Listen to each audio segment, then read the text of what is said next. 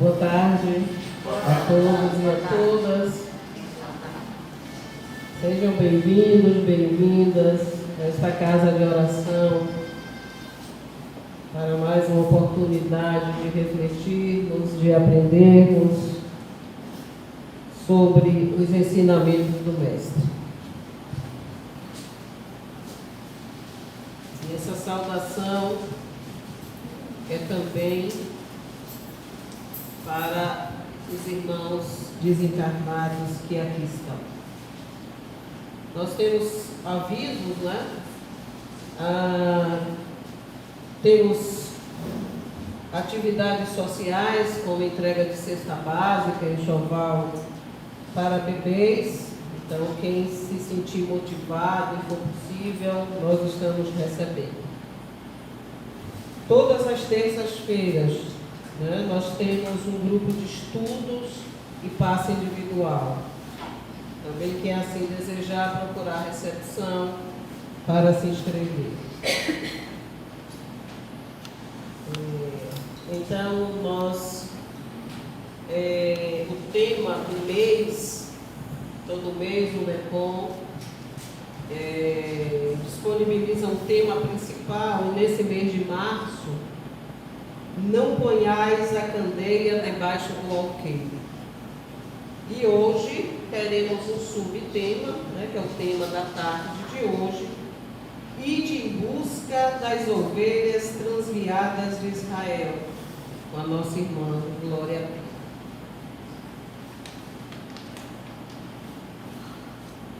Mas, como de praxe, nós vamos fazer a leitura do Evangelho e a nossa prece inicial.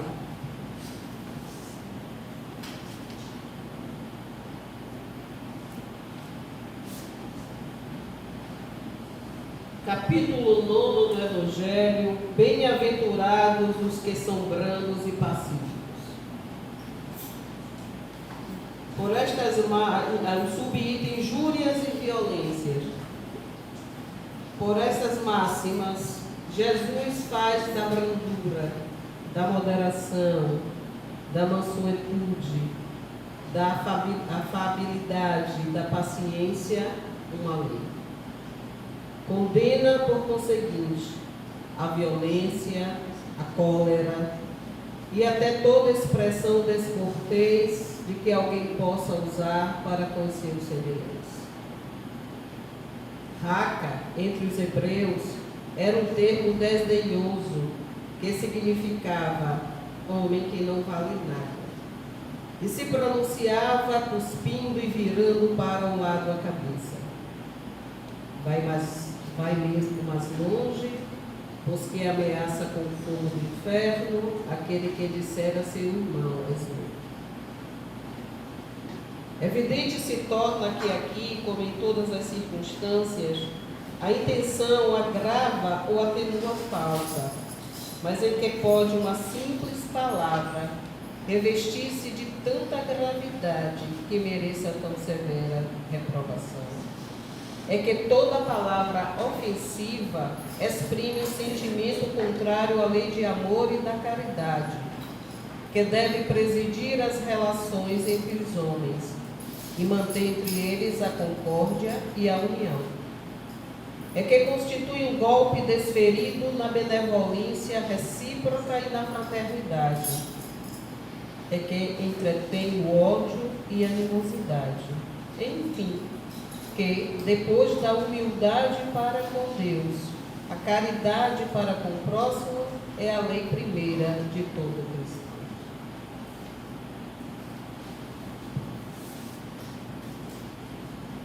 Pai Celestial,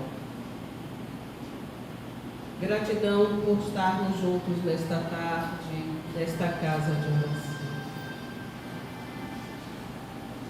Permita a presença do nosso Mestre Jesus, da nossa Mãe Maria Santíssima, de José, de Ismael, de todos os amigos fraternos que estão sempre conosco, da equipe espiritual que cuidou cuidadosamente do planejamento da tarde de hoje nesta casa. e que os irmãos aqui encarnados, aqui presentes, e os desencarnados também, que tiveram oportunidade de vir até aqui, todos nós, possamos ser agraciados com a vossa paz e com a vossa luz. Que assim seja, e assim. Então agora passamos a palavra para a nossa irmã Glória Rita, que vai falar hoje: ide em busca das ovelhas transviadas de Israel.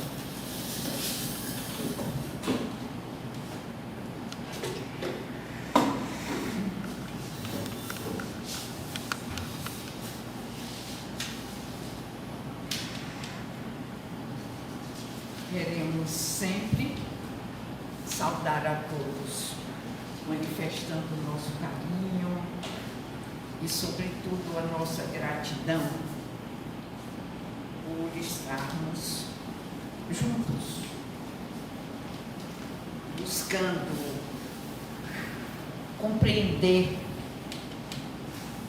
o que de melhor, literariamente ou progressivamente, existe na Terra: a doutrina dos Espíritos. Quem sabe, daqui a algum tempo, estaremos já dizendo de uma maneira mais elevada, de uma maneira mais atual, o que hoje nós já dizemos de uma maneira atual, o que Jesus disse ao tempo. O que é que eu estou dizendo? Que a verdade, ela tem várias faces para ser entendida por todos que a encaram. Ao tempo de Jesus, a língua que ele falava, aramaico, era considerada uma língua pobre, no sentido de variedade de entendimento, e alguns dos conceitos que ele nos dá, ou nos deu àquele tempo, foram até pervertidos, ou seja, não só incompreendidos, como não compreendidos, como ele disse. Por isso, essa diversificação que muitas vezes nós damos, discutimos, discordamos dos seus ensinamentos. A variedade de religiões cristãs tem nos afastado um pouco, ainda bem que um pouco, daquilo que ele disse com tanta naturalidade, com tanta simplicidade. A doutrina espírita fez este papel.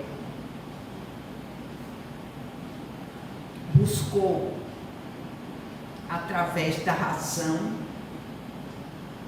que é coisa absolutamente nova, raciocinar, pensar, o que antes era somente repetido. Hoje,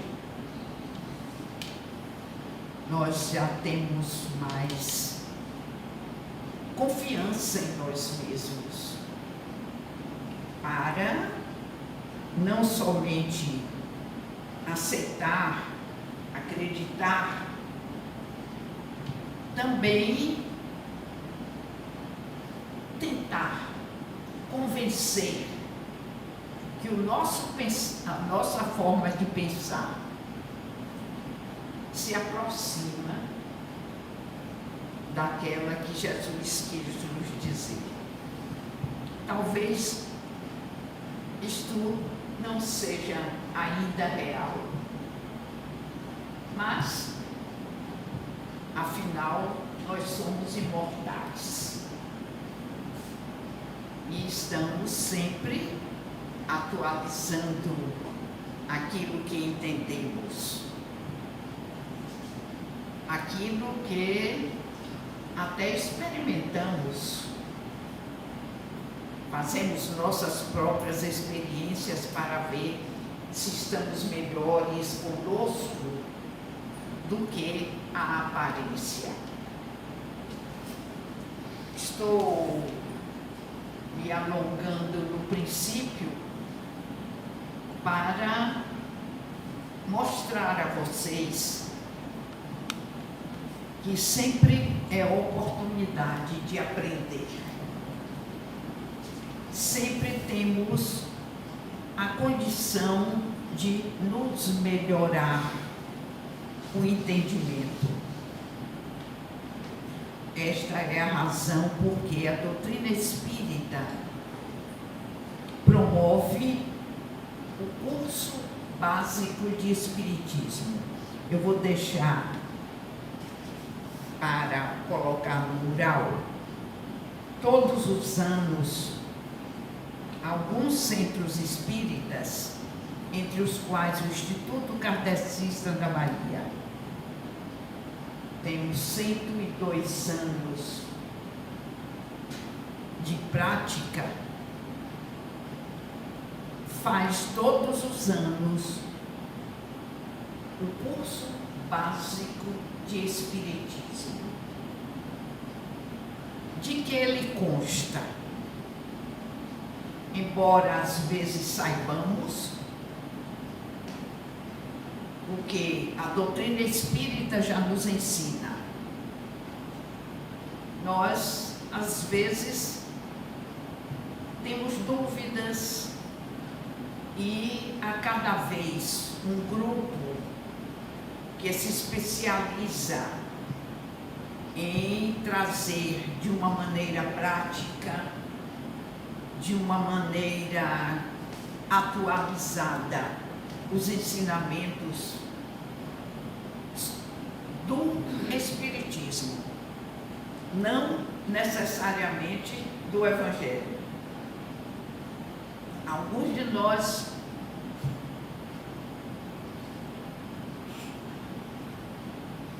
não sei se pensa, eu tenho muito cuidado quando digo as palavras. Não sei se pensa ou se considera que sabe Espiritismo porque lê o Evangelho de Jesus. O Evangelho de Jesus é um ensinamento específico que devamos administrar através dele as nossas vidas. O Espiritismo não. O Espiritismo não é o Evangelho de Jesus. O Espiritismo é o conhecimento de si mesmo. Por isso tem esse nome, Espiritismo. Ismo, conhecimento do Espírito. Então não é a mesma coisa. E isso é bem prático de observar, porque o ensinamento de Jesus chega no terceiro livro da codificação. O primeiro, que é a obra básica, o que é o Espiritismo, e o segundo, o livro dos médiuns, que é a comprovação do nosso codificador com o que os espíritos disseram no primeiro livro, só existe a nomeação de Jesus no livro dos Espíritos uma vez. Prestemos atenção a isso.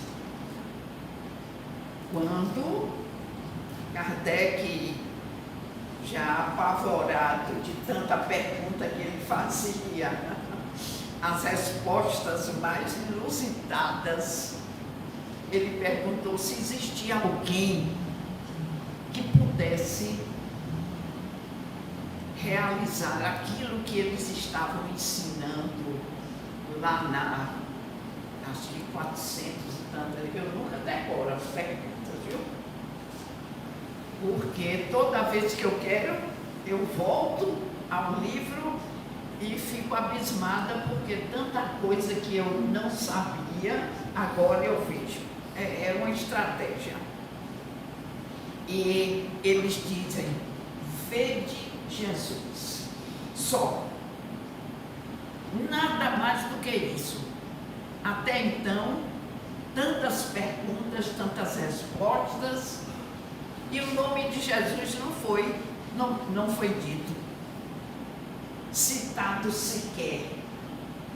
Então, o Espiritismo é o conhecimento de si mesmo. É o conhecimento do Espírito, que cada um é organizado por Deus. O que Jesus ensina é como administrar, o que fazer comigo, como fazer. E aí Jesus vem e completa a receita. Quem sabe daqui a 30, 40, 50 anos, ou mais, sei lá, nós estejamos falando já uma outra linguagem, mais profunda, mais consciente, porque já ouvimos o que Jesus nos disse e como ele nos disse para procedermos. Então, o curso básico de Espiritismo, ele se destina àqueles que querem iniciar o conhecimento da doutrina de uma maneira segura, de uma maneira pedagógica, como temos que dizer. Sem dúvidas nenhuma, sem qualquer receio de pensar, de raciocinar, porque não consideramos mais pecado, nem nos lembramos mais de condenação nos infernos, não temos mais medo de morrer. Isto é um avanço considerável, porque o que nos prendia, nos impedia até de nos utilizar das nossas capacidades como espírito para não sermos condenados às penas eternas. Isso é terrível. Isso nos amedronta, isso nos paralisa, com receio de que Deus, o nosso Criador e mantenedor, nos abandone. O espírita não tem mais nenhum receio do que pensa. Se ele pensar equivocadamente, não tem importância.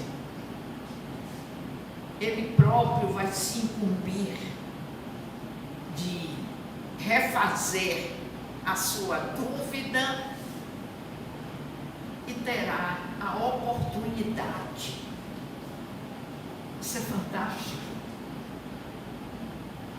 De começar tudo de novo. Eu acho que eu já me referi aqui a vocês, mas sempre eu repito. O nosso grande filósofo Ataúfo Alves nos disse isso no ritmo de samba. Reconhece a queda e não desanima. Levanta, sacode a poeira e dá a volta por cima. Imaginemos eu citando letra de samba na casa espírita como uma realidade. Levanta, veja, atitude, sacode a poeira, quer dizer, limpa o pensamento e recomeça tudo de novo. Deus, nosso Criador, não pode nos condenar, porque Ele nos deu uma das potencialidades que nós chamamos de liberdade.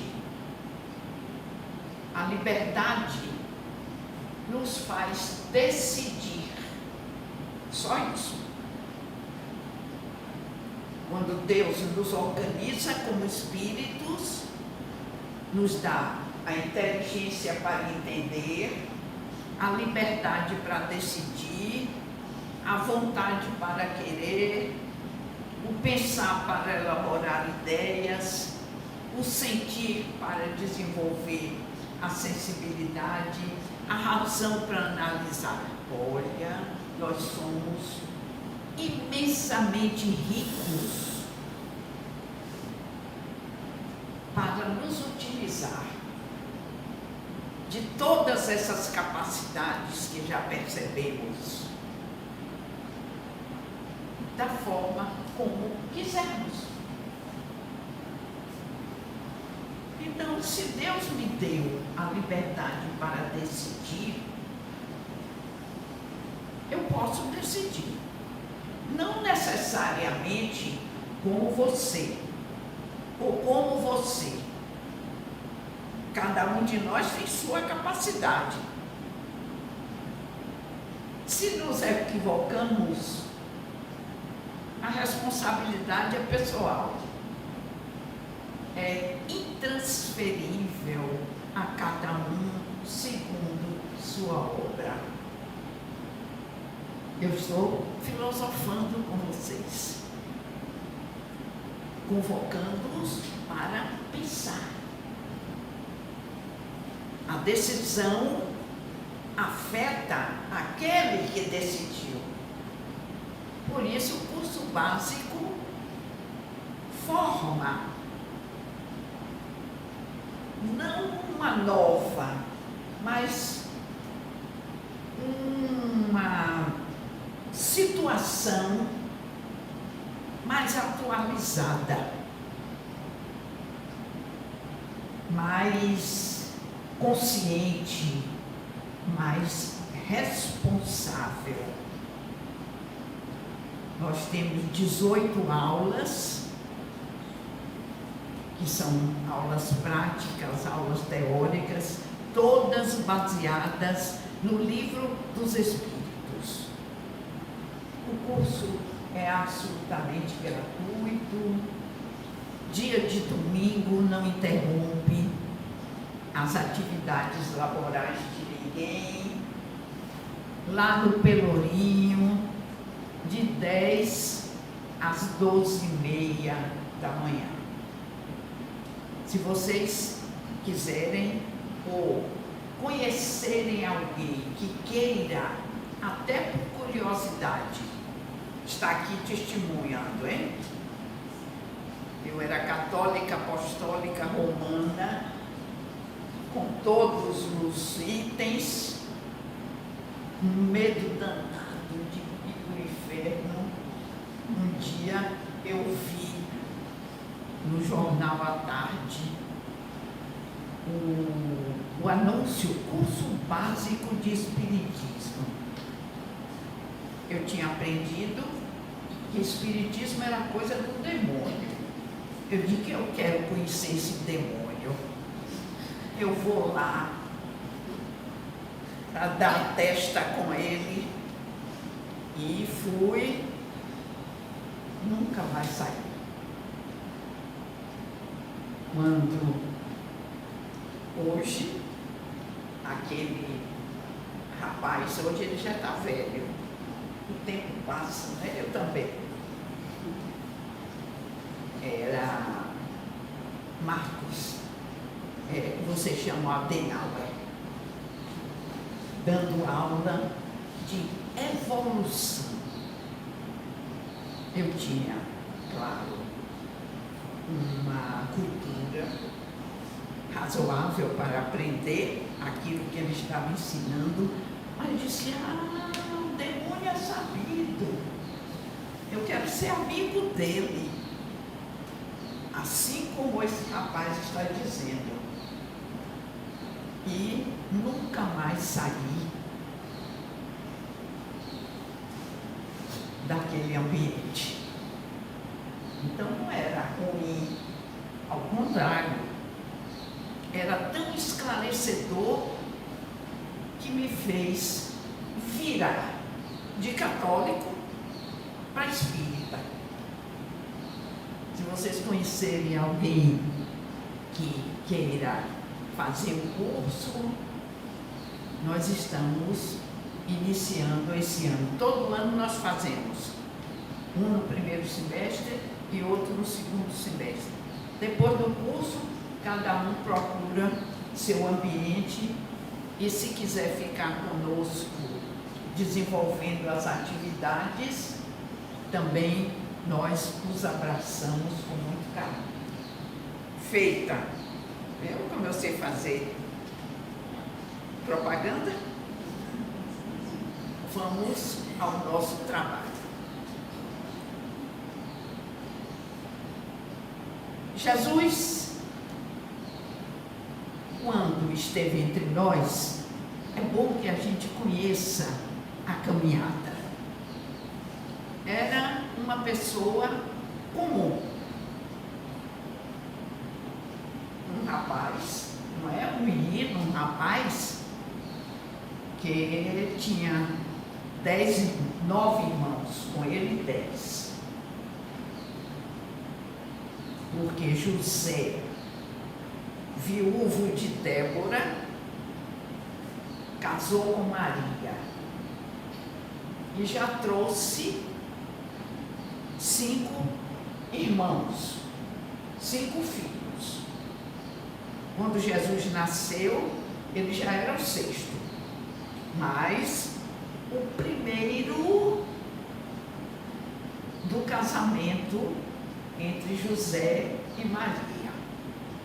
Depois Maria e José tiveram mais 4. É uma família comum, numa cidade que não tinha tanta importância econômico-financeira, Nazaré, convivendo com seus irmãos na maior tranquilidade, mas, segundo nos conta Maria, é ela que diz, 2 proezas dele chamavam a atenção. Uma nas bodas de Caná, que a gente sabe, não é? Que ele transforma água em vinho, só ela sabia. Não foi na frente de ninguém, para ninguém bater palma. Ele ainda menino, rapazinho, diz para ela, se assim queres, eu farei. A gente só sabe disso porque Maria disse depois.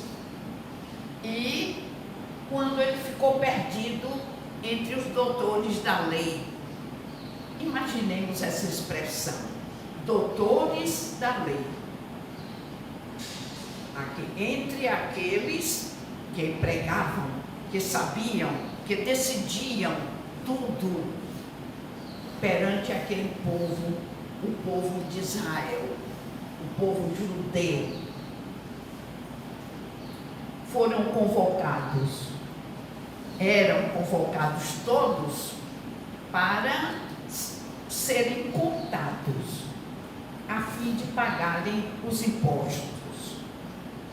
Então, todos de todos os lugares tinham que passar por aquela porta e aí eram contados.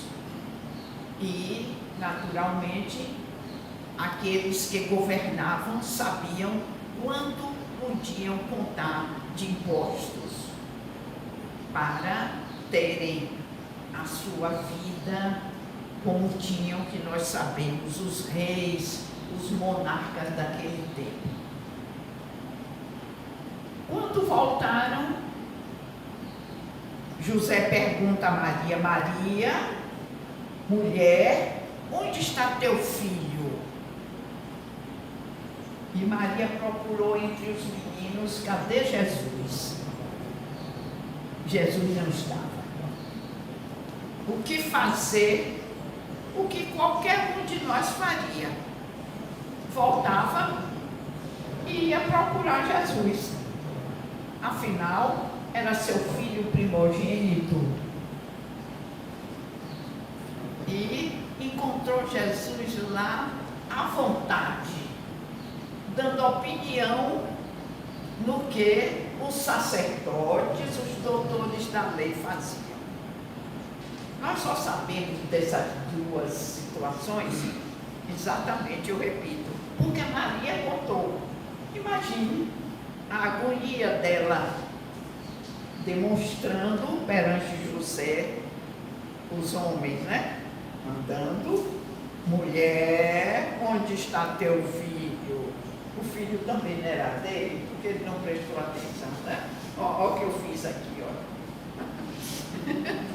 Tirei o microfone. Os homens continuam, né, procedendo assim, mas, brincadeiras à parte, a vida de Jesus era uma vida comum de menino. Ela também conta uma outra passagem muito interessante no Evangelho de João, quando eles brincavam de badoque, ou seja, apontar uma pedra na direção de um pássaro para que o pássaro caísse. Aquele que abatesse o pássaro, maior número de pássaro, ou o pássaro que se queria, era considerado o líder do grupo. E seus irmãos estavam brincando assim. Passavam os pássaros, eles atiravam. Hoje em dia os meninos brincam de celular, né? E Jesus teve uma atitude muito interessante para nós avaliarmos. Quando o pássaro foi abatido, ele se adiantou, porque o pássaro abatido era propriedade de quem abateu. Ele se adianta, recebe o pássaro na mão e, para espanto de todos, alisa o pássaro, e o pássaro, ao invés de ter sido morto, voa. Isto é muito interessante para a gente pensar, já mostrando que a capacidade que ele tinha e o que ele ia fazer, como nós sabemos. Somente essas 3 notícias nós temos de Jesus ter sido um menino diferente. No mais, ele foi igual. Mas José morreu, é a história de Jesus. José morreu, tinha ensinado a ele, por isso ele é chamado o carpinteiro, porque José era carpinteiro, e ele ficou com a responsabilidade, era o primogênito pela lei que fazia isso, de manter a família. Os irmãos foram crescendo, indo embora, ele mantendo, até que ele, presumivelmente, olha o que eu disse, presumivelmente, porque ninguém era importante quando nascia, não tinha cartório de registro nenhum, era uma notícia que a família dava que nasceu. Então, se diz que Jesus tinha 30 anos, ele começa a sua vida pública. É importante essa expressão, porque daí em diante, ou seja, vai ao deserto, cumpre os 40 dias, e aí ele manifesta a sua capacidade de publicar, de ser mostrado. Depois que ele sai do deserto, o primeiro ato de Jesus, aí já é do nosso conhecimento, ele escolhe. É muito interessante a gente perceber cada passo como um exemplo para nós. Escolhe aqueles que deveriam, durante o tempo que ele está entre nós, como conhecido, e escolhe a própria família. Agora observemos, Jesus não vai ao conselho de sacerdotes, Jesus não vai ao templo escolher seus companheiros, Jesus os escolhe, não sei qual o critério que ele utilizou, mas ele aponta cada um deles para que, durante a sua vida pública, ele pudesse ensinar o que sabia e deixar a responsabilidade deles o que nós estamos recebendo hoje. É maravilhoso a metodologia que ele faz. Por quê? Ele sabia o que estava fazendo, evidentemente, e escolhe pessoas simples ao seu critério, e graças a essa escolha, nós hoje conhecemos o Espiritismo. Porque o cristianismo, nas suas mais variadas manifestações, e com a chegada da doutrina espírita, nós mantemos o conhecimento de tudo aquilo que ele nos diz, nos ensina, para que possamos nos auto-administrar. Somos espíritos, temos a condição de caminhar, porque somos criados por Deus. Então, Jesus escolhe os apóstolos em número de 12. Simão, chamado Pedro, e André, seu irmão. Tiago, filho de Zebedeu, e João, seu irmão. Filipe, Bartolomeu, Tomé, Mateus o publicano, Tiago, filho de Alfeu, e Tadeu, Simão, o cananeu, e Judas, o Iscariotes. Não como muitos de nós chamamos Judas Iscariotes, como se fosse um sobrenome. Não, o Iscariotes, ou seja, porque ele pertencia a uma seita que o distinguia dos outros. Jesus escolheu esses 12 e os 3 anos que ele passou na sua vida pública, ele conviveu. Foi a família que ele escolheu para que, deixando estes ensinamentos que hoje nós chamamos de cristãos, eles pudessem trazer para a terra esta herança que não vai mais se perder. Por isso, a importância dessa família que nós chamamos os seus apóstolos. Apóstolos por quê? Porque durante o tempo que Jesus manifestou a sua vida pública, eles estiveram sempre juntos. Tudo que Jesus sabia e era pertinente àquele momento ensinar,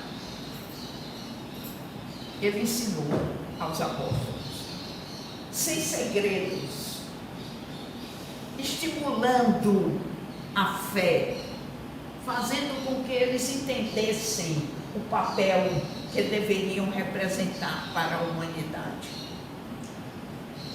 Jesus conviveu com eles, depois altera um pouco essa família, porque entra Maria de Magdala na história, é uma outra conversa para um outro momento. Depois a própria Maria, sua mãe, se junta a eles e ele deixa a responsabilidade de passar o que ele sabia por esses apóstolos. Mas não esqueçamos que a nossa condição de sermos criados simples e ignorantes, e nós espíritas já não nos o que é que a gente fazia? Se espinhar, porque somos ignorantes. Ignorante significa para nós espíritas que nós não sabemos. Não é um título pejorativo como chamamos, não é? Simplesmente muitas coisas nós ainda não sabemos. Não desenvolvemos as nossas capacidades criadas por Deus para entender. Às vezes entendemos de forma, não digo errada. Temos que renovar constantemente, temos que trocar ideias, temos que procurar entender esses ensinamentos, tendo em vista que a língua que ele falava era considerada, como sempre dizemos, uma língua pobre. E uma palavra tinha muitos significados. Que contexto Jesus dava a uma palavra? Isso nós vamos buscando o entendimento que hoje a doutrina espírita chama de moral. O que aquilo significava ao tempo que Jesus estava se expressando? E, naturalmente, apropriado já com todo esse progresso que nós convivemos. Por isso, quando lermos o Evangelho, algumas palavras, alguns ensinamentos, não procuremos entender de uma forma rasteira, pequena. Não viria isso de Jesus pequeno. Afinal, nós hoje já sabemos, não obstante todos os ensinamentos que dispomos, Jesus é o ser mais importante que a terra já recebeu. Então não podia falar menos. Teria que falar o máximo para entendermos. Procurar a profundeza do significado sob o ponto de vista espiritual. Por isso, ele disse: não procureis os gentios e não entreis nas cidades dos samaritanos. É uma ordem ele dizendo isso, não é? E diante, em busca das ovelhas perdidas da casa de Israel. E nos lugares onde fordes, pregai, dizendo que o reino dos céus está próximo. Devemos nos deter para atualizar este ensinamento. Quem seriam os gentios? Um termo que nós não usamos mais. A terra se tornou uma bola de ping-pong de tamanho, porque a qualquer hora que a gente queira ir para o outro extremo, nós já temos avião para nos transportar. Coloquemos-nos naquele tempo, andávamos a pés. Então, a locomoção era mínima. Nós não conhecíamos sequer a condição de outro povo. Não sabíamos os seus gostos, não sabíamos como eles viviam. Mas Jesus sabia. Então, não procureis os gentios. Os gentios são aqueles que eram desconhecidos.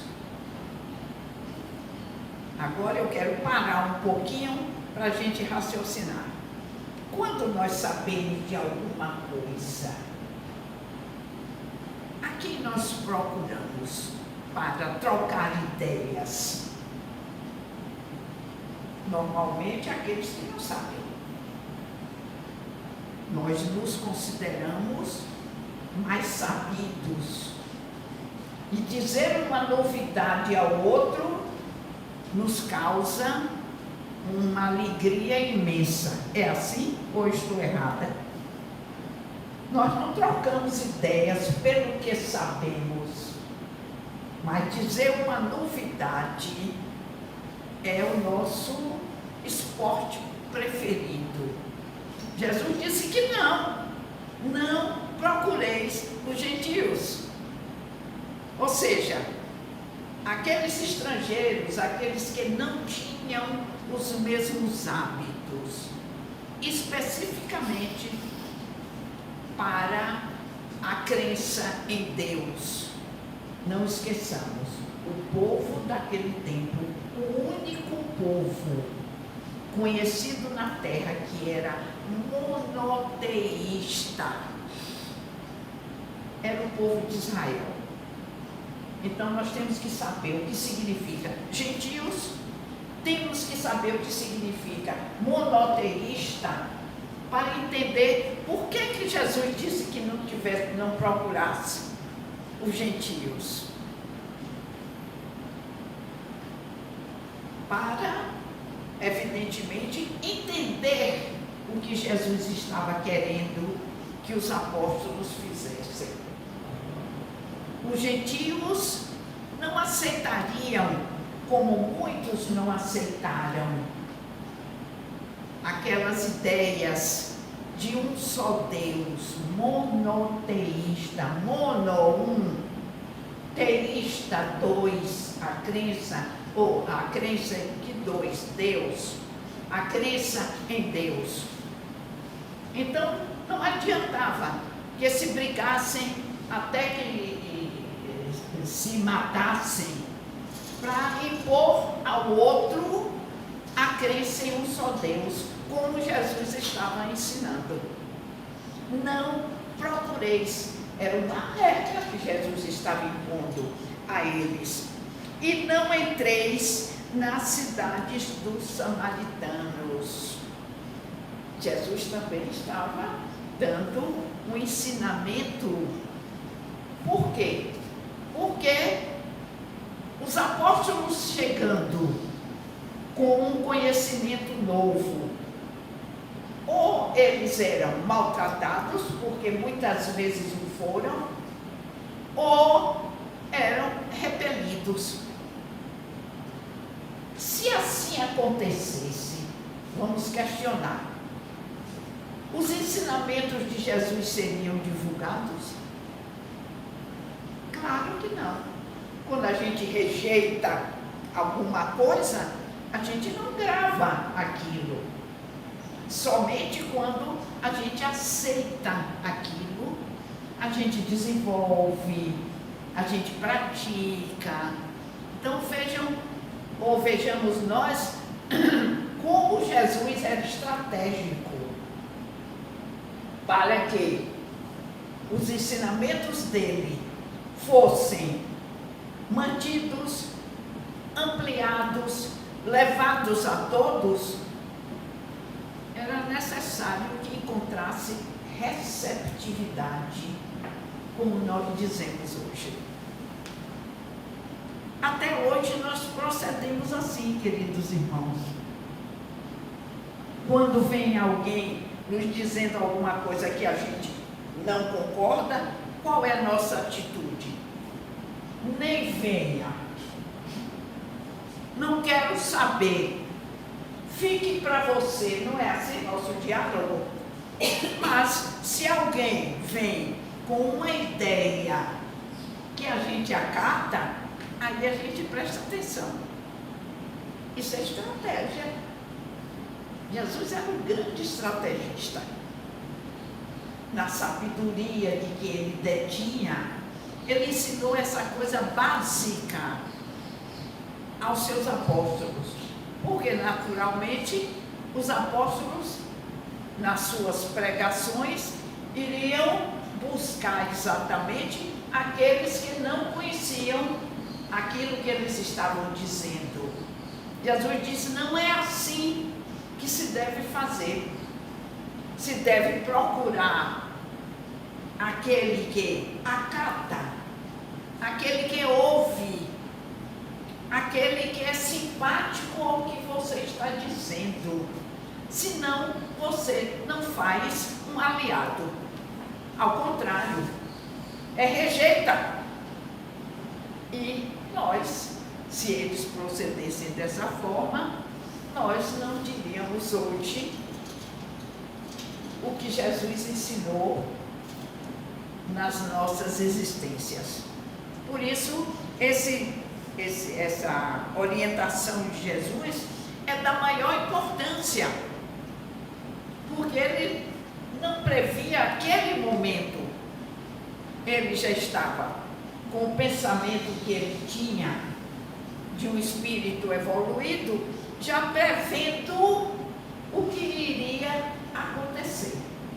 E de fato, toda vez que os apóstolos eram repelidos, teve uma vez que ele disse que era até para tirar a areia do sapato, porque eles não eram ouvidos, o exemplo deles não era acatado.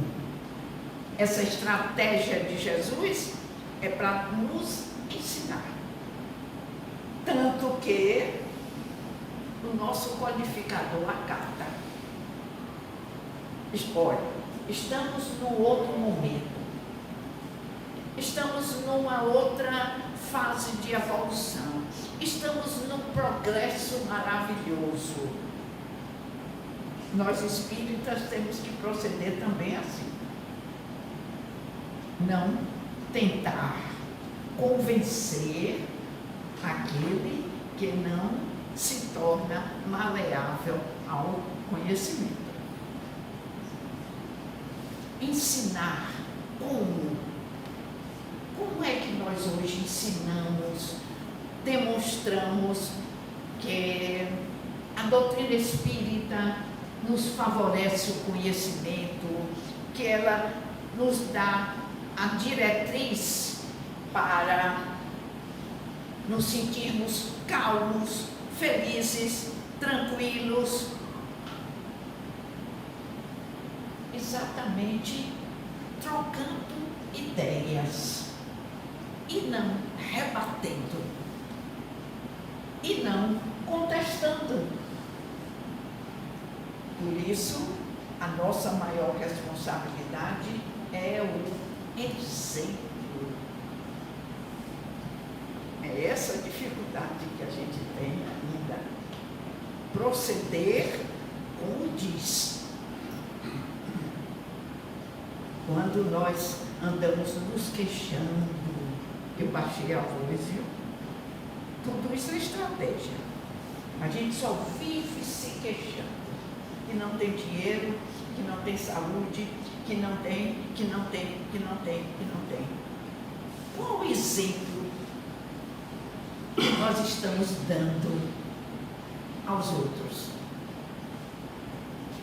O que acreditamos não nos consola, não nos faz ver com clareza. Às vezes até justificamos, porque já nos disseram que nós estamos em provas e expiações. Nós repetimos isso e não nos conformamos.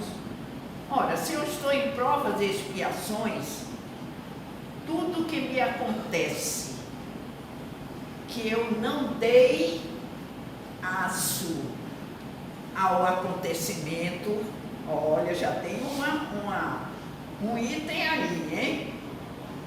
É porque eu estou expiando de uma existência anterior. É a lógica.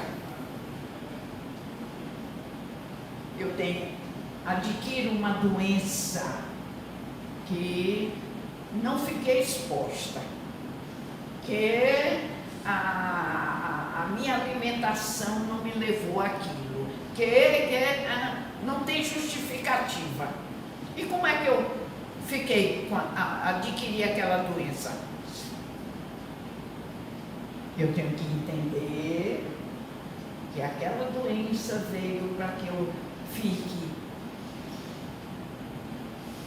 faça uma revisão no meu comportamento, para que eu possa melhorar a minha condição moral, para que quem tem que procurar o motivo sou eu. Aliás, não é todo mundo que tem toda doença. Um revés público, por exemplo, um revés econômico-financeiro. Por que aconteceu aquilo? É todo comerciante que fracassa? É todo comerciante que progride? Não, tem diferenças fundamentais. Então, aquele que fracassa, ele tem que procurar o motivo pelo qual ele foi naquela direção que fracassou. Quando eu digo comerciante, estou me referindo a cada um de nós. Uma situação para a qual nós não contribuímos agora, mas que chegou. É interessante, na epidemia ou na pandemia que passou, que todos nós vivenciamos, muito interessante para a gente perceber isso. Não foram todas as pessoas que foram afetadas, convivendo na mesma situação, no mesmo ambiente. Muitas pessoas não foram afetadas. Tem que perguntar por quê? Tem que buscar em si mesmo essa justificativa. Para não dizer que foi o governo, foi Deus, sei lá quem foi o culpado. E sem culpa, nos autoavaliar em todas as situações. Às vezes nós procuramos justificar uma postura nossa, familiar, uma postura intelectual, uma postura social. Se assim não fosse, queridos amigos, todos nós teríamos todas as dificuldades ou todos os sucessos. Não havia essa diferença fundamental. Não havia esta situação que é pessoal e intransferível. Por que acontece com você e não acontece com você? Tem que haver uma diferença. Tem que haver uma justificativa. E é isso que o Espiritismo nos ensina, a nos autoavaliar permanentemente. Sermos rigorosos conosco. Não procurar apontar para o outro, mas apontar para si mesmo. Porque nós somos os únicos responsáveis pela nossa felicidade. Não é ninguém. Às vezes, o que nós estamos vendo é somente aquele momento. Mas temos que nos autoavaliar para reconhecer em nós como corrigir. Não é para se condenar, é para corrigir, porque a lei de Deus é perfeita e justa. É todo um encadeamento de conhecimento. Porque chegou para você e não chegou para mim. Às vezes, estamos convivendo no mesmo ambiente, sobretudo familiar. No meu tempo, horrível, né, eu dizer, mas eu continuo dizendo, tinha um ditado que eu acho fantástico para repetir: os dedos das mãos não são iguais, embora seja a mão. Eu não posso tirar esse dedo da mão. Eles têm que conviver, cada um executando sua tarefa. Assim também familiar, assim também no trabalho, assim também na escolha, nas várias escolhas que nós fazemos. Porque uns escolhem uma profissão e se desenvolvem, o outro fica ali a vida inteira, não se desenvolve. Nós temos que nos olhar, nós temos que nos avaliar com sinceridade, com honestidade e buscar nos ensinamentos de Jesus, na força que temos como espíritos criados por Deus, a recomposição Lá vai outra vez Adolfo Alves, levanta, sacode a poeira e dá a volta por cima. É isso que temos que fazer permanentemente. É autocorreção, autoavaliação. Sempre olharmos para cada um de nós e não vivermos julgando os outros, avaliando os outros, porque nós somos individualidades. Isso nós já sabemos, mas temos que pôr em prática essa individualização que Deus personaliza em cada um de nós. É uma responsabilidade intransferível. Nós não podemos mudar isto, pelo simples fato que a lei de Deus é perfeita e justa. Então, nós espíritas temos que proceder pelo exemplo, não tentar convencer aos outros religiosos, por exemplo, que a nossa doutrina é a melhor, que ela é a mais certa, que ela é... Procedamos com equilíbrio e respeito. Procedamos dentro de tudo aquilo que Jesus nos manda como regra fundamental. Aí não é mais Adolfo Alves, agora já é Jesus de Nazaré. Fazer aos outros o que queremos que seja feito a nós. É a regra fundamental, é a regra de conduta. Não interessa que o outro não faça. Eu tenho que fazer. A resposta da lei virá diferente, porque ela é justa e é perfeita. Então, busquemos respeitar-nos, busquemos exemplificar, busquemos entender que a responsabilidade da felicidade é somente daquele que produz, daquele que faz, daquele que deixa de fazer tanta coisa.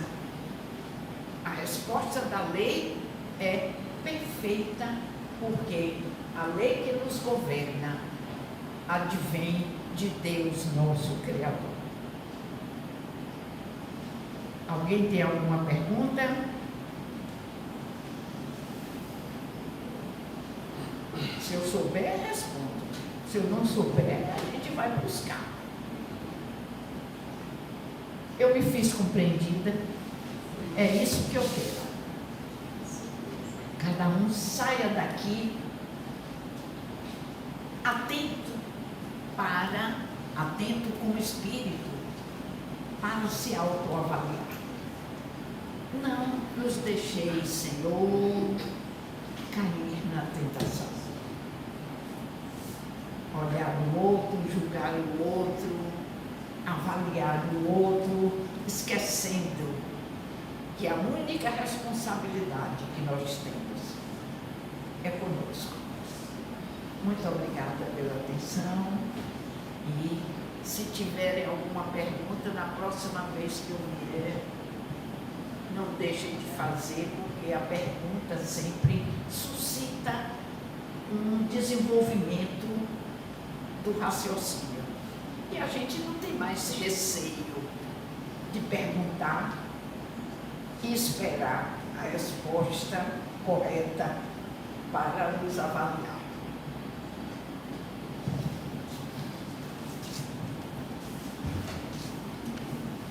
Em nome do LEPOM, agradecemos a nossa irmã Glória pela oportunidade desse aprendizado hoje, dessas reflexões que fizemos e vamos continuar fazendo, né?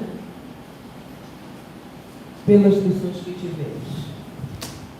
Gratidão, e espero que você volte sempre a essa casa. Né? Sempre que é um convite, você está sempre solista, depende da chefe de. Mas é uma alegria muito grande receber você aqui.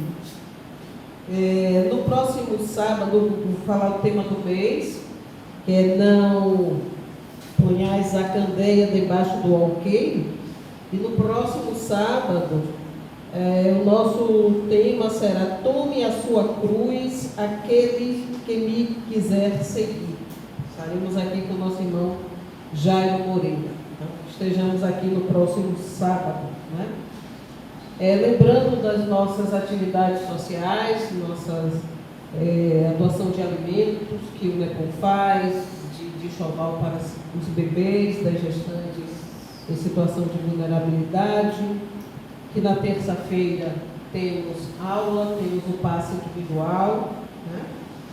E como passe individual, hoje nós teremos o passe individual, então quando nós terminarmos aqui, vamos nos dirigir à antessala do passe. Vocês já estão com a fichinha, quem não passou na recepção, por favor, passe, para que hoje teremos o passe individual na sala de passe. E vamos, mais uma vez agradecer. Agradecer pela oportunidade de, enquanto espírito em evolução, estarmos nesta casa de oração, termos acesso à literatura que nos conduz a um caminho mais seguro em busca desta evolução. Gratidão, Pai, gratidão, Jesus, que a nossa Mãe Maria Santíssima esteja sempre conosco também nesta casa, abençoando e orientando os coordenadores espirituais que a mantêm, aos seus dirigentes, aos seus trabalhadores, mas que esta luz, Pai, chegue também à Polícia Militar, à Polícia Civil, nossos irmãos que estão sempre nas ruas, nos lugares, nos dando segurança. Abençoa os seus dirigentes e os seus trabalhadores. Que esta luz também, Pai, possa atingir as mentes desses irmãos desencarnados que aqui estão. Que esta tarde seja um divisor de águas e que a nossa Mãe Maria Santíssima possa conduzi-los em seus braços para a luz,